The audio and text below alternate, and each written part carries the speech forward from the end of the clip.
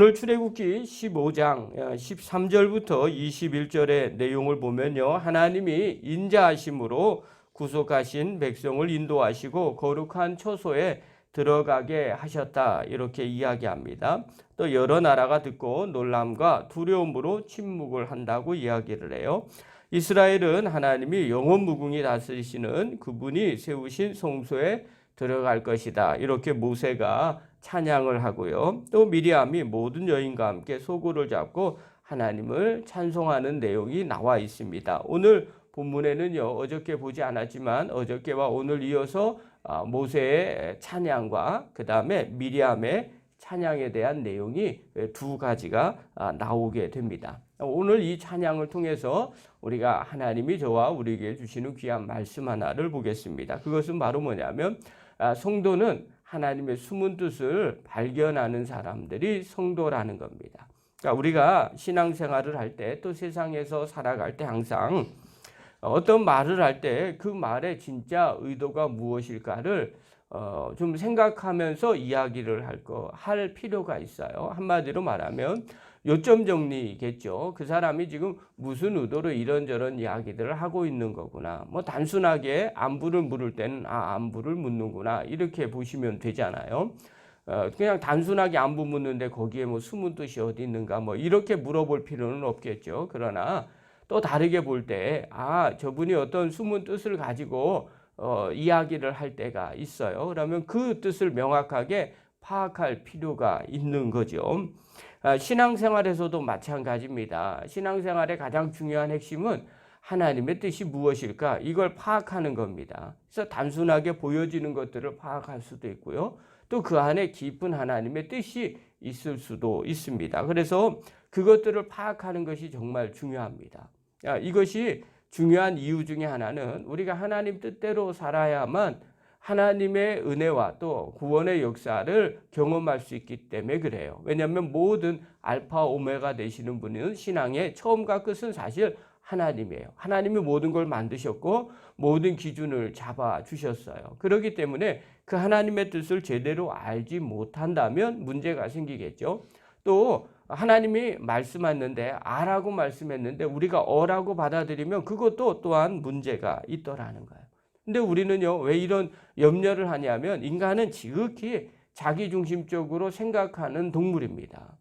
그래서 항상 자기에게 좋은 쪽, 자기에게 유리한 쪽으로 자기도 모르게 생각하거나 판단해요.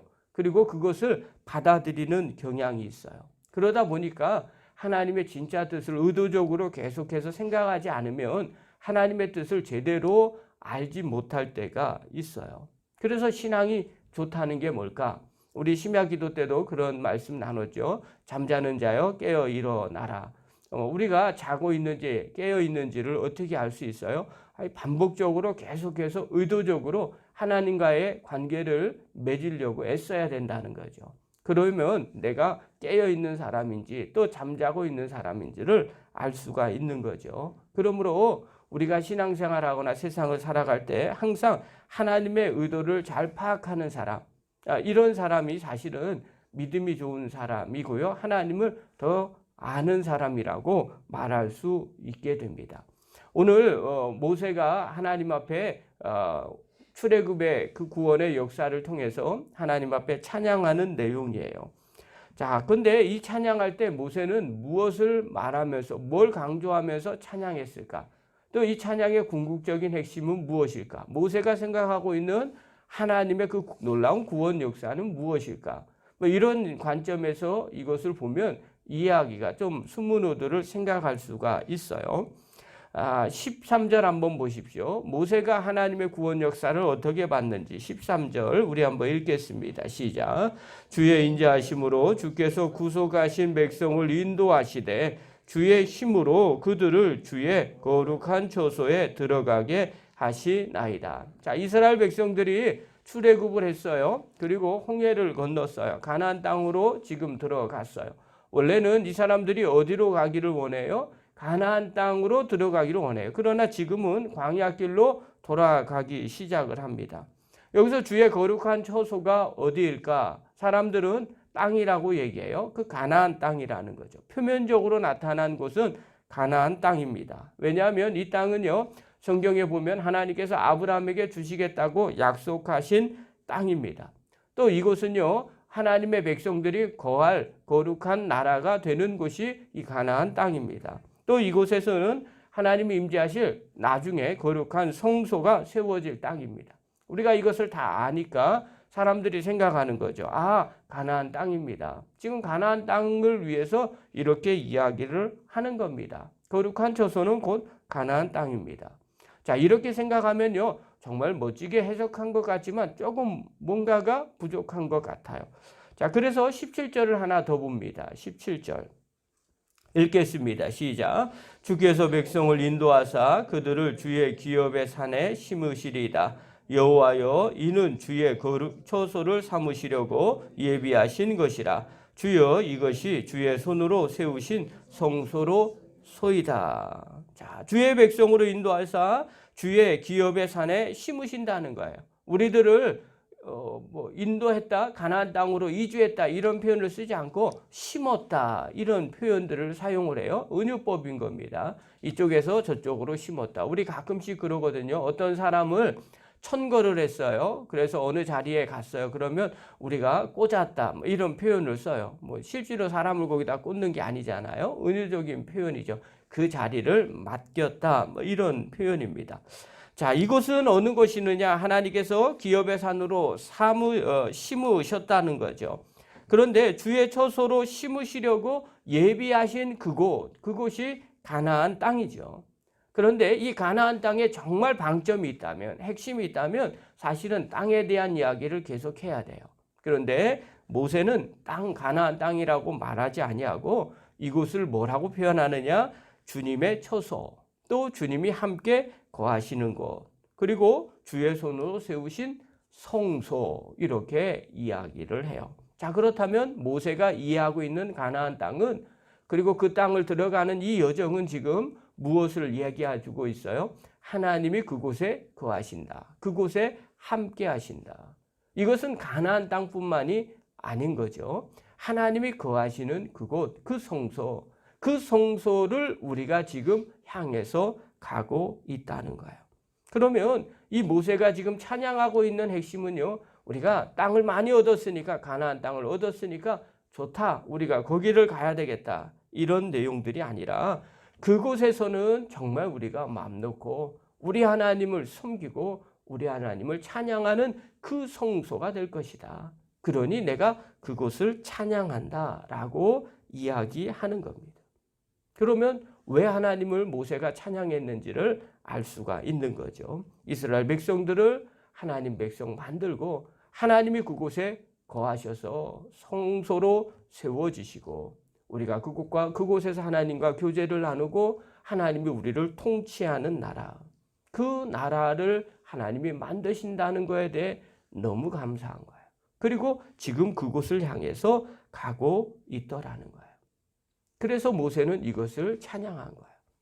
여러분, 이 영적인 은혜를 깨닫지 못하는 사람은 그저 땅만 생각할 겁니다. 우리가 옥산동에 땅을, 교회 성전부지를 마련했어요. 여러분, 많은 사람들 그 땅만 보면요, 그 땅이 어디 있어? 그 땅이 어떻게 생겼어? 그 땅은 값어치가 얼마야? 앞으로 발전이 될 거야? 이런 것만 생각합니다. 그러나 우리는 그거에 별로 크게 생각하지를 않아요.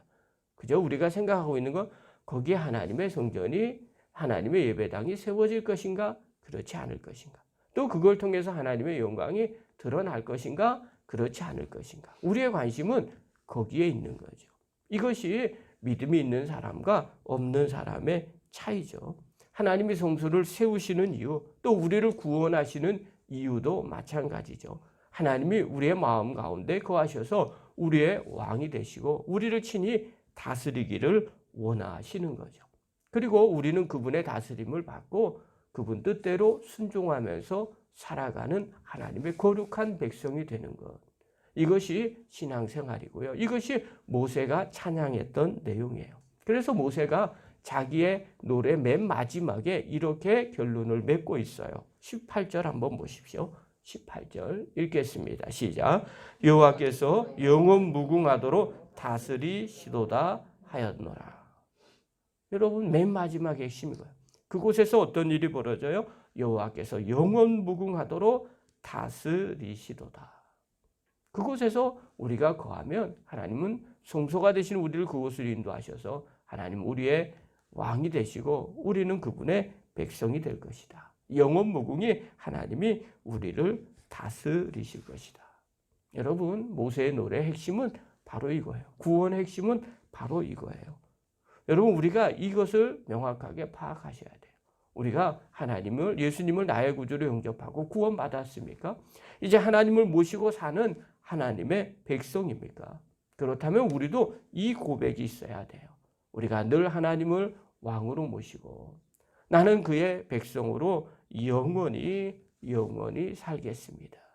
이것이 정말 우리가 가야 할 가나안 땅이에요. 우리가 가야 할 그곳입니다. 그러므로 사랑하는 성도 여러분, 우리가 신앙생활할 때 늘 중요한 것, 하나님이 원하는 게 무엇인지를 명확하게 볼 줄 아는 지혜가 있기를 바랍니다. 하나님 앞에 기도하십시오. 우리 안에 예수님 모시고 또 그분을 왕으로 섬기시고 그분 뜻대로 순종하는 믿음의 종들이 되게 해달라고 여러분 기도하시고 또 기도하십시오. 그럴 때 우리의 영적인 눈이 열려지게 하시고요. 또 하나님이 감추었던 것을 밝히 보여주실 것입니다. 그래서 하나님의 뜻이 무엇인지 알고 한 걸음 한 걸음 주님과 동행하고 하나님 나라, 하나님을 나의 왕으로 섬기시고 나는 그분의 백성입니다 고백하며 한 걸음 한 걸음 나아가는 믿음의 종이 되기를 간절히 축원합니다. 기도하겠습니다.